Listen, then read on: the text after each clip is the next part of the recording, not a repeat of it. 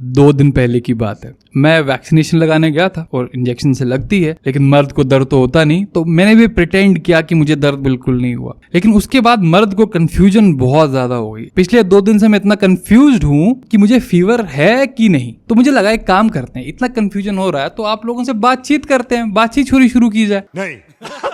तो नमस्कार दोस्तों, मैं हूं आपका प्यारा मित्र। नहीं, मैं प्यारा तो बिल्कुल भी नहीं हूं, वैसे मित्र जरूर हूं, क्योंकि इस वीडियो के थ्रू मैं आपको बड़ी अच्छी इन्फॉर्मेशन दूंगा। तो आज का जो हमारा वीडियो है ये है फिश ऑयल के बारे में, लेकिन ये नॉर्मल फिश ऑयल का वीडियो नहीं है। इन द सेंस कि मैं मैक्सिमम वीडियो देखता हूँ फिश ऑयल के, लोग वही घिसी पिटी 5-7 बातें बोलते हैं और अब वीडियो खत्म हो जाता है। सबसे पहले मैं आपको बता दूं, जो मैंने सारे रेफरेंसेस यूज किए हैं इस वीडियो को बनाने में, वो सारे के सारे हमारे डिस्क्रिप्शन बॉक्स में, ताकि इन केस आपके पिताजी, माताजी, अंकल जी, डॉक्टर साहब, किसी को आपको कन्विंस करना हो कि ये पर्टिकुलर रीजन है मेरा फिश ऑयल लेने का, तो आप ले सको, क्योंकि साइंस राइट, वो चीज जरूरी है। तो ये पार्ट हो गया। तो आज हम वीडियो में क्या क्या कवर करेंगे। सबसे पहले जिम जाने वाले बंधुओं के लिए, क्या फिश ऑयल से टेस्टोस्टेरोन बढ़ता है, क्या फिश ऑयल वर्कआउट रिकवरी में हेल्प करता है, क्या फिश ऑयल से एब्स बनेंगे, क्या फिश ऑयल से वेट गेन होगा, मसल गेन होगा, ये सब चीजें। उसके बाद अगर मैं वीगन हूं तो फिर मेरे पास क्या ऑप्शन है, मतलब अगर मुझे फिश ऑयल लेना तो मेरे पास ऑल्टरनेटिव क्या है, फिश ऑयल लिया कैसे जाता है, इसके साइड इफेक्ट्स क्या है। साइड इफेक्ट्स अगर मुझे ऐसी चीज बताऊंगा गारंटीड आपको नहीं पता होगी, और एक अच्छा चीप बढ़िया फिश ऑयल कौन सा है। तो विदाउट मच अडू आइए वीडियो शुरू करते हैं। सबसे पहले एक चीज जानना जरूरी है, पहले हम फायदों की बात करें, पहले आपको समझ आना चाहिए कि ये फिश ऑयल है क्या। ऐसा नहीं कि सप्लीमेंट है, भाई जिम में बोला था, उन्होंने बोला था तो मैं खा रहा हूं, नहीं, समझो पहले है क्या चीज। पहले हम फिश ऑयल की बात क्यों करते हैं, फिश ऑयल किस लिए बात करते हैं कि fish oil omega 3 fatty acids की बहुत रिच सोर्सेज है। ठीक है, ओमेगा 3 फैटी एसिड्स की बात करूं तो 3 नाम आपको याद रखने हैं, रट दो, EPA, DHA, ALA। नीचे डिस्क्रिप्शन बॉक्स में फुल फॉर्म सबकी लिखी होगी, क्या चीज है क्या नहीं। लेकिन ये मैं जो बकवास करी, इसका मतलब क्या, आपके घर से एक्सप्लेन करता हूं। हमारा घर होता है, घर के आसपास एक बाउंड्री वॉल होती है। बाउंड्री वॉल डिक्टेट करती है कि ये घर हमारा है, हम यहाँ पे डिसाइड करते हैं कि अंदर कौन आएगा, बाहर कौन आएगा। एक अच्छी प्रॉपर बाउंड्री वॉल, घर की हो, कंट्री की हो, उसको हेल्दी रखने में हेल्प करती है। सेम केस हमारा जो शरीर है, शरीर के अंदर होते हैं सेल्स, ठीक है, और जो सेल्स होते हैं हर एक ऑर्गन में होते हैं। तो सेल्स के आसपास एक बाउंड्री वॉल होती है, एक मेम्ब्रेन होती है। वो मेम्ब्रेन डिसाइड करती है कि सेल के अंदर क्या आएगा और सेल के बाहर क्या जाएगा। ये मेम्ब्रेन ना अच्छी क्वालिटी की होनी बहुत जरूरी है। अच्छी क्वालिटी की कैसे बनती है, जब इसमें ओमेगा 3 फैटी एसिड्स होते हैं, और क्योंकि एसेंशियल फैटी एसिड्स होते हैं। इनका मतलब, एसेंशियल का मतलब इसलिए क्योंकि हमारा शरीर सक्षम नहीं है इनको बनाने में, हमें लेने पड़ते हैं बाहर से ही। तो बाहर से कैसे लेंगे, या फिश से ले सकते हो, अगर फिश अच्छे से खाते हो, खासकर हमारे कोस्टल एरियाज में तो क्या कमाल की फिशेज हैं। लेकिन अगर कंट्री के इंटीरियर्स में जाएं जहां पे बड़ी सारी पॉपुलेशन वेजिटेरियन है या फिश अच्छी नहीं है, उनके लिए क्या, उनके लिए फिश ऑयल एक अच्छा ऑप्शन जरूर है। तो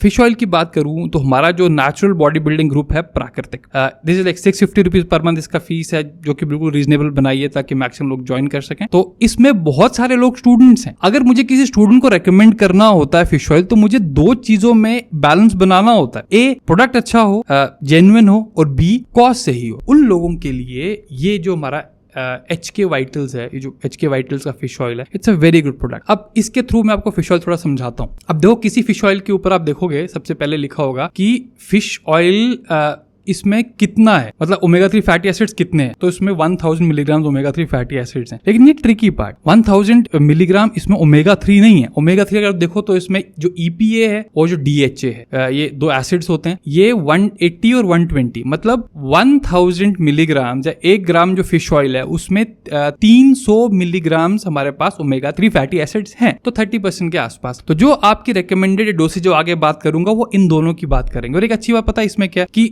हो सकता है कोई भी ब्रांड ये चीज लिख दे कि हमारे पास इतना, हमारे पास इतना, लेकिन ये एक थर्ड पार्टी है SGS करके, जो वेरीफाई करती है कि इसमें जो एक चीज लिखते हैं डोसेज के बारे में वो परफेक्टली सही है। उसका ये मॉलिक्यूलर डिस्टिल्ड, देखो होता क्या है, मोस्टली फिश ऑयल में आपने देखा होगा बड़े सारे लोग कहते हैं हमारा ये मॉलिक्यूलर डिस्टिल्ड है ताकि इसमें टॉक्सिन्स ना हो। टॉक्सिन्स होने के चांस वैसे ही कम रहते हैं फिश ऑयल में। उसका रीजन ये रहता है कि जो फिश ऑयल फिश के मसल से लिया जाता है, जो कॉड लिवर ऑयल होता है ना, उसमें मॉलिक्यूलर डिस्टिलेशन बहुत ज्यादा इंपॉर्टेंट चीज है। तो उस वो वाला पार्ट ज्यादा उसमें, लेकिन overall this is a very solid product. सिर्फ 350 रुपए का है, 1 महीना चलेगा, क्योंकि आई रिकमेंड मिनिमम 2 सर्विंग्स दिन में, 2 कैप्सूल्स इसके लिए। तो फॉर स्टूडेंट्स और जो लोग बजट का इशू जिनको है वो ये चीज ले सकते हैं।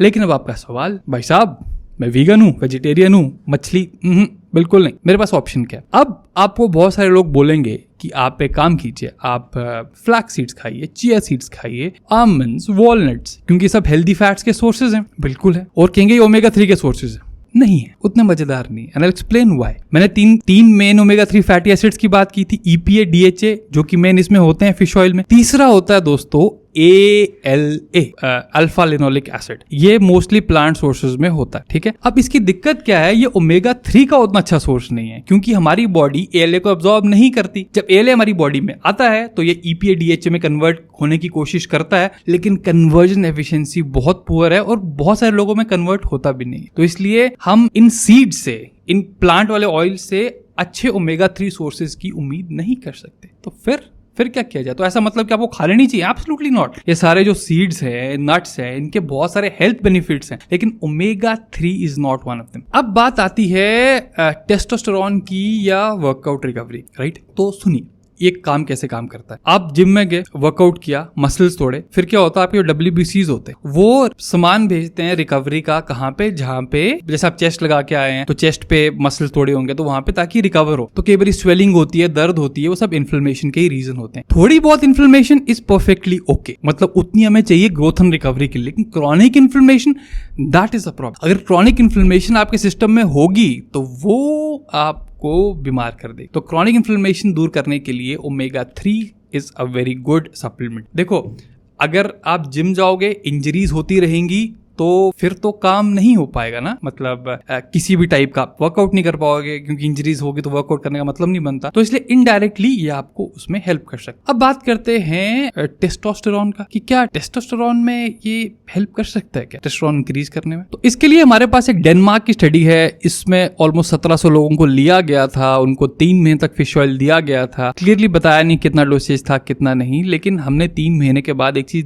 देखी गई थी, total testosterone, free testosterone, luteinizing hormone, follicle stimulating hormone, ये सारी चीजें अप हो गई थी। Like even the semen volume and the ball size does not bigger balls. तो इस सब चीज में हमने देखा था कि फिश ऑयल का एक पॉजिटिव इफेक्ट है। अब एक चीज आपने बहुत सुनी होगी कि फिश ऑयल जो है, फिश ऑयल हार्ट हेल्थ के लिए बहुत अच्छा है, ब्रेन हेल्थ के लिए बहुत अच्छा है, कहीं पे इंजरी है उसके लिए बहुत अच्छा है। हाँ, अच्छा है। कैसे अच्छा है? मतलब मैं हमेशा बोलता हूँ ना, आपको सवाल करो कि कैसे, तो समझो कैसे होता है। इसके लिए आपको सबसे पहले एक सवाल पूछता हूँ आप लोगों से, और ऑनेस्टली आंसर दीजिएगा। आप लोगों में से इतने कौन से ऐसे लोग हैं जिन्होंने पिछले 1 साल में अपना फुल बॉडी टेस्ट कराया? आई गेस मैक्सिमम लोगों ने नहीं कराया होगा। जिन्होंने कराया होगा उनको एक चीज पता होगी कि जब हमारे लिपिड पैरामीटर्स होते हैं उसमें 2 चीजें होती हैं, एक HDL, एक LDL। कोलेस्ट्रॉल की बात हम, एक अच्छा कोलेस्ट्रॉल होता है, एक बुरा कोलेस्ट्रॉल होता है। मतलब क्या होता है? जो HDL होता है, अच्छा कोलेस्ट्रॉल, वो क्या करता है, वो जो एक्स्ट्रा एक्सेस कोलेस्ट्रॉल होता है वो वहां से ले जाके लीवर पे ले जाता है, लीवर से एक्सक्रीट करता है। लीवर डाइजेशन का एक इंपॉर्टेंट पार्ट है। LDL जो गंदा कोलेस्ट्रॉल है वो क्या करता है, वो एक्स्ट्रा एक्सेस कोलेस्ट्रॉल बेसिकली ले जाता है आपकी आर्टरीज में। तो आर्टरीज में प्लेक डिपॉजिट करता है, वहां से क्लॉट्स हो जाएंगे। और क्लॉट्स जब होते हैं तब एक प्रोसेस होती है, एक डिजीज होती है, उसे बोलते हैं आर्थरोस्क्लेरोसिस। आई ऑलवेज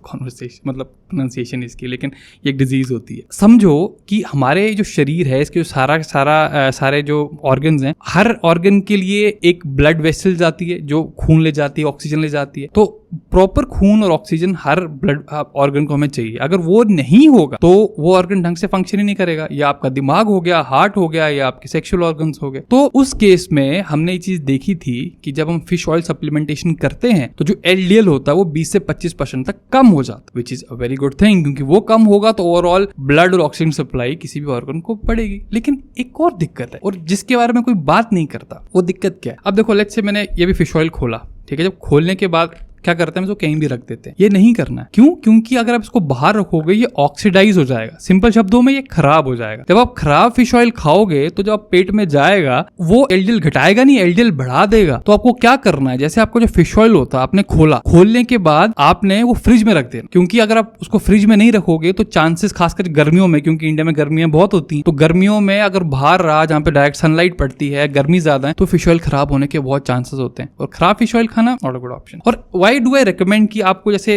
इस टाइप की कंपनीज या जो अच्छी रिप्यूटेड कंपनीज है वहां से लेना चाहिए? आपको एक चीज ध्यान रखनी है कि डेट ऑफ मैन्युफैक्चरिंग क्या है। डेट ऑफ मैन्युफैक्चरिंग के आसपास के प्रोडक्ट्स ही आपने लेने हैं। अगर कोई कंपनी है जिसके प्रोडक्ट्स बहुत ज्यादा नहीं बिकते हैं, तो अगर बहुत पुराने प्रोडक्ट्स लेंगे तो अगर शेल्फ लाइफ पे कहीं भी कोई चीज बैठी है यार, तो वो प्रॉब्लम कर सकती है। तो आपको इसलिए पुराने प्रोडक्ट्स, और जब प्रोडक्ट्स ले लिए उसका बाहर नहीं रखने, क्योंकि वो फिर फिश ऑयल जो है आपको नुकसान ही करेगा। तो अब लास्ट सवाल आ जाता है आज की वीडियो का, ये कि खाएं कितना और कब खाएं। तो एक सिंपल रूल ऑफ थंब, आप इसको किसी हाई फैट मील के साथ खाएं या फिर अपने ब्रेकफास्ट के साथ खाएं। कोई ऐसा जरूरी खाली पेट खाना अवॉइड करें। नॉर्मली मैं क्या करता हूँ, विटामिन डी के साथ इसको खाता हूँ कि vitamin D fat soluble vitamin है। विटामिन डी और फिश ऑयल का कॉम्बिनेशन बहुत ही अच्छा रहता है। तो और अगर मैं डोसेज की बात करूं तो डोसेज आई वुड से, जैसे अगर जो ईपीए डीएचए की बात कर रहा हूं तो दिन का 1 से 1.5 gram is a good one, लेकिन मिनिमम 500 मिलीग्राम के आसपास तो हो ही हो। रिमेंबर, हमेशा डोसेज वो होती है जो टोटल लिखी होती है, ईपीए डीएचए कितना आपको वो देखना है। तो वाइज आई होप ये वीडियो आपको देखने में थोड़ी वैल्यू मिली हो। अगर मिली हो तो give us thumbs up, otherwise a thumbs down. I will see you next time, till then bye bye.